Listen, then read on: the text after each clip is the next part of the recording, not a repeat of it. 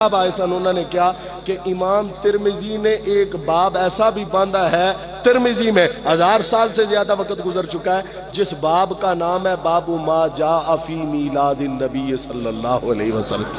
حضور اس باب سے تو ہمیں کوئی وضو کا مسئلہ سمجھ نہیں آیا، کوئی کلی کرنے کا مسئلہ سمجھ نہیں آیا، بتائیں نا امام ترمذی نے یہ حدیث کیوں بیان کی، یہ باب کیوں بیان کیا؟ تو اگر انصاف پسند ہوگا تو ایک جواب دے گا، یہ اس لیے بتایا تھا بیٹھ جانا مدینے والے کی یاد سے دلوں کو روشن کرتے تھے۔ اور پتہ اس میں حدیث کون سی نقل کی ہے؟ فرق یہی ہے، میں ایک ہی بات بتاتا ہوں، گمراہیاں بہت ہیں، دور کہیں سے کہاں جا رہا ہے، سمجھ آ رہی ہے بات؟ 4 بندے کسی مولوی کے پیچھے لگ جائیں، 5ویں دن وہ سمجھتا ہے کہ یہ سارا کچھ میں ہی ہوں، نہ کوئی کسی غلط فہمی میں نہ رہے، ہماری عزتیں مدینے والے کی عزت پہ پیرا دینے کی وجہ سے ہے۔ جو یہ سمجھے گا کہ میری وجہ سے ہے وہ جوتے کھائے گا، اور جو ساری زندگی حضور کی نوکری کرے گا اللہ اسے عزتوں کے تاج عطا فرمائے، زندگی میں بھی دے گا، مرنے کے بعد بھی اس کی عزتیں باقی رہیں گی۔ میں یہ بات خاص بات عرض کرنا چاہتا ہوں، حدیث کون سی نقل کی ہے؟ امام ترمذی نے، حدیث میں 3 درجے کی کتاب ہے، اس باب اور اس چیپٹر میں حدیث کیا نقل کی ہے؟ کہا حضرت سیدنا عثمان غنی نے ایک صحابی سے پوچھا بتاؤ بھائی حضور بڑے ہیں یا تم بڑے ہو؟ بات سمجھ میں آ رہی ہے؟ سرکار بڑے ہیں یا سرکار بڑے ہیں یا بس یہی فرق ہے۔ ادب، ہم حضور کا ادب اور حضور کی محبت اور حضور کی عظمت کا سبق پڑھانے والے لوگ ہیں، اور کوئی مسئلہ نہیں ہے، کوئی اختلاف نہیں، کوئی دوسری چیز نہیں ہے۔ جو سرکار کی عزت اور ناموس اور محبت پہ پیرا دیتا ہے وہ کل بھی ہمارا اپنا ہے، آج بھی ہمارا اپنا ہے، اور حشر تک وہ ہمارا ہے۔ سنیے، صحابی رسول سے پوچھا بڑے آپ ہیں یا بڑے، مطلب کیا ہے؟ عمر آپ کی زیادہ ہے یا سرکار کی عمر ظاہری وہ زیادہ ہے؟ صحابی نے جواب کیسا دیا؟ سنیے، کہا بڑے تو حضور ہیں، بڑے تو حضور ہیں، پیدا پہلے میں ہوا ہوں۔ سمجھ میں آئی ہے بات؟ اقبال سے پوچھا، اقبال کسی سے انہوں نے مشورہ نہیں کیا تھا یہ سوال کا جواب دینے سے پہلے، انہیں بھلا یہ جواب اتنا پیارا جواب کہاں سے گیا؟ کہا جب عشق سکھاتا ہے آداب خداگاہی کھلتے ہیں غلاموں پر اسرار شہنشاہی۔ کہا یہ کتابوں میں پڑھنے والی باتیں نہیں ہوتی، یہ آداب محبت سکھا دیتی ہے۔ مجھے آپ بتائیں کسی حدیث میں ہو، میں پوری ذمہ داری سے یہ کسی قرآن کی آیت میں ہو، اللہ نے حکم دیا ہو، یہ سرکار نے فرمایا ہو جب میں وضو کروں نا تو پانی زمین پہ نہ گرنے دینا، اپنے ہاتھوں پہ اٹھا لینا، نہ قرآن میں یہ کرنے کا حکم آیا ہے نہ سرکار نے دیا ہے، لیکن صحابہ حضور کے بدن اطہر کے وضو کا ایک قطرہ بھی زمین پہ گر نہیں۔ بھائی تمہیں کس چیز نے یہ بات سکھائی ہے؟ کہیں قرآن کی کوئی آیت؟ صحابہ سے پوچھو نا، ہم سے کیوں پوچھتے ہو یہ میلاد کہاں سے ثابت ہے، یہ جھنڈیاں لگانا کہاں سے ثابت ہے، یہ لڑیاں لگانا کہاں سے ثابت ہے؟ صحابہ سے پوچھو نا کس آیت سے تم نے یہ سمجھا ہے کہ سرکار کا پانی نیچے نہیں گرنے دینا؟ کس آیت سے یہ سمجھا ہے کہ حضور کے مبارک بال زمین پہ نہیں گرنے دینے؟ کس حدیث اور آیت سے یہ سمجھا ہے کہ سرکار کا خون مبارک لبوں سے لگا کے سینے میں اتارو؟ ایک ہی جواب ہے بھائی، جب کسی سے محبت سچی ہو تو محبت یہ ساری باتیں سکھا دیا کرتی ہے، تو باقی اور کہیں اعتراض نہیں ہے۔ میلاد شریف پہ سوال ہوتے ہیں، میلاد کہاں سے ثابت ہے کہ جناب ہمیں بتائیں یہ چنڈیاں لگانا، یہ بوٹے لگانا؟ حیرت کی بات ہے، دیکھیں صحابہ کرام بچوں کی شادیاں کرتے تھے، ہم بھی کرتے ہیں، ٹھیک ہے، بات بالکل سادہ سی ہے۔ وہ کسی میرج ہال میں شادی کرتے تھے؟ بولو، رشین سیلڈ کی ڈش بھی ہوتی تھی ان کی شادیوں میں، کہتے کیوں نہیں یہ حرام ہے، بدعت ہے، شرک ہے؟ اچھا جناب وہاں پر کون کون سے چائنیز کھانے ہیں؟ جناب فلاں پلاؤ ہے، فلاں پلاؤ ہے، فلاں پلاؤ ہے۔ صحابہ کرام کے بچوں کی شادیوں میں یہ سارا اہتمام ہوتا تھا؟ بولو جی، ہوتا تھا۔ آپ کیوں وہاں چپ ہو جاتے؟ پوچھے سوال کریں جو تمہاری جھنڈیوں پہ اعتراض کرتا ہے تو وہ کہے گا بس جی وہ اپنے دور کے مطابق کرتے تھے، ہم شادی اپنے، انہیں کہے میلاد وہ بھی کرتے تھے مگر دور ایسا تھا جب قرآن کریم لکھنے کے لیے ورق دستیاب نہیں ہے، جھنڈیاں لگانے کے لیے ورق نہیں تھا، وہ اپنے انداز میں حضور کی آمد کی خوشی کرتے تھے۔ ہمیں اللہ نے جو دیا ہے وہ خرچ کر کے سرکار کی محبت میں خوشی منا۔ اچھا کہیں گے جی یہ تو بار کی باتیں ہیں، دین کی بات کرو کوئی، چلو جی دین کی کر لیتے ہیں۔ تو قالین والی مسجدیں، سنگ مرمر والی، اوپر چپس، اوپر جناب سپیکر لگا ہوا، مینار شریف اور گنبد بنا ہوا، اس پہ بھی عالی شان سنگ مرمر لگا ہوا۔ ہمیں حضور کے دور میں، صحابہ کے دور میں کوئی ایسی مسجد دکھاؤ، نظر آتی ہے؟ کوئی بدعت نہیں ہے، کوئی فتویٰ نہیں ہے، سارے اس میں کر رہے ہیں۔ اچھا تاج کمپنی کے قرآن پاک ملتے تھے اس دور میں؟ کیوں جی؟ پرنٹڈ قرآن پاک، یہ ترجمے والے، رشین زبان میں ترجمہ، جناب انگلش میں ترجمہ، جناب فرینچ زبان میں ترجمہ، اردو زبان میں ترجمہ، فارسی زبان میں، یہ سارے قرآن پاک مسجد نبی میں ترجمے والے حضور کے دور میں اور صحابہ کے دور میں ہوتے تھے؟ 1200 سال تک بھی ترجمہ کا ثبوت نہیں ملتا ہمیں۔ اس کے بعد ضرورت کے پیش نظر علماء نے کی، کوئی بدعت نہیں ہے۔ اچھا پوچھیں ان سے، حضرت جی ہمیں یہ بتائیں، بخاری شریف حضرت سیدنا صدیق اکبر پڑھاتے تھے، حضرت عمر مسلم شریف پڑھاتے تھے، حضرت عثمان غنی ترمذی شریف پڑھاتے تھے، مولا علی سنن نسائی پڑھاتے تھے؟ کوئی نہیں نا بھائی۔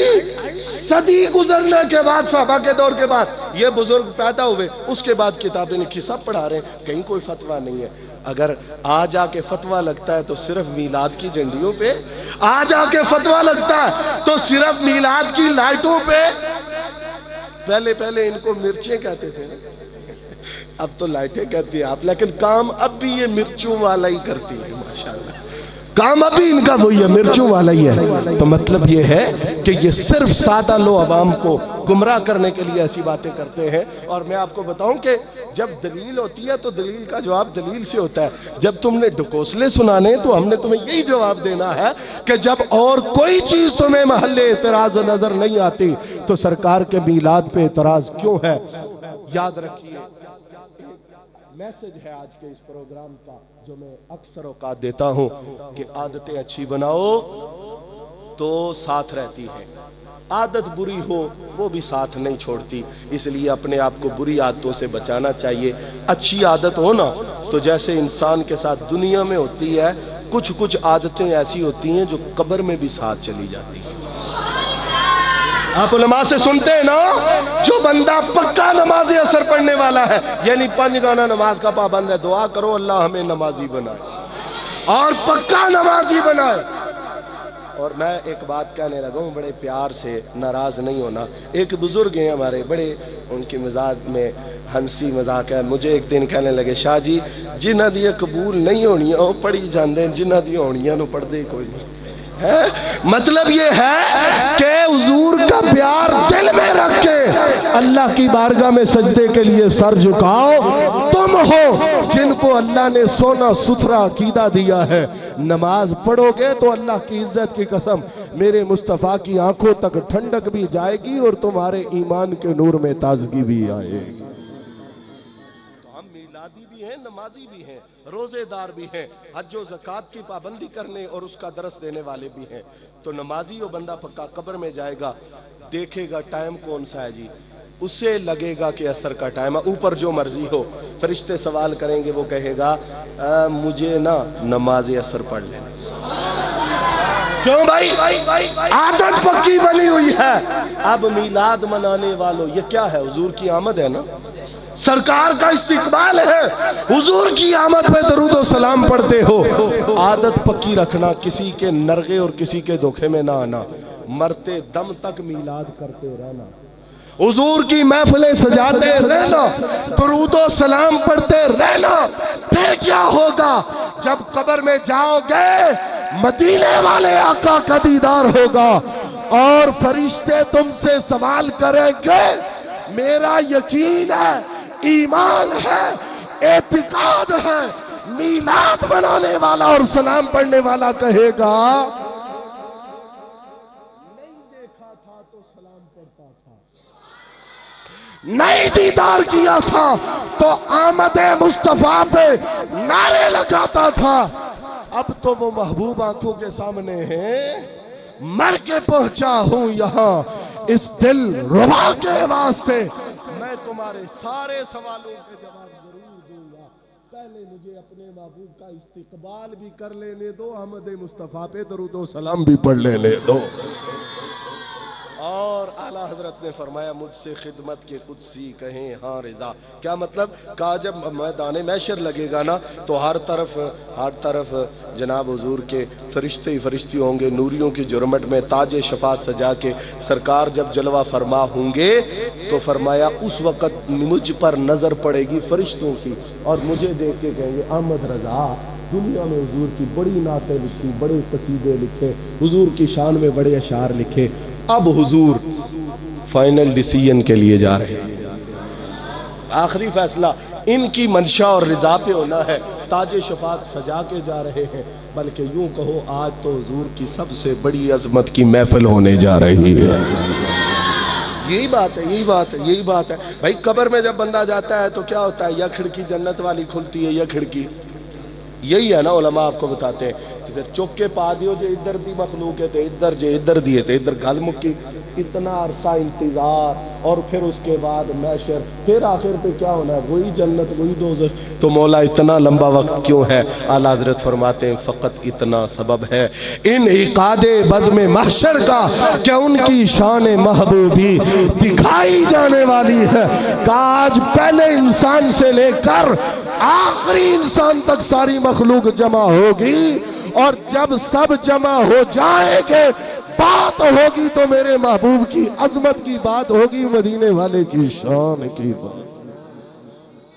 تو احمد رضا آج وقت ہے نا نعت پڑھنے کا، آج وقت ہے نا شعر کہنے کا، آج وقت ہے قصیدہ پڑھنے کا۔ اعلیٰ حضرت کہتے ہیں کوئی کچھ کرے گا، کوئی کچھ کرے گا، میں کہوں گا مصطفیٰ جان رحمت پہ لاکھوں سلام، زندگی عادت حضور کے پیار میں سلام پڑھنے کی رہی، قبر میں گئے تو وہ عادت ساتھ تھی، اور حشر میں آئے ہیں تو آج بھی وہ عادت ساتھ ہے۔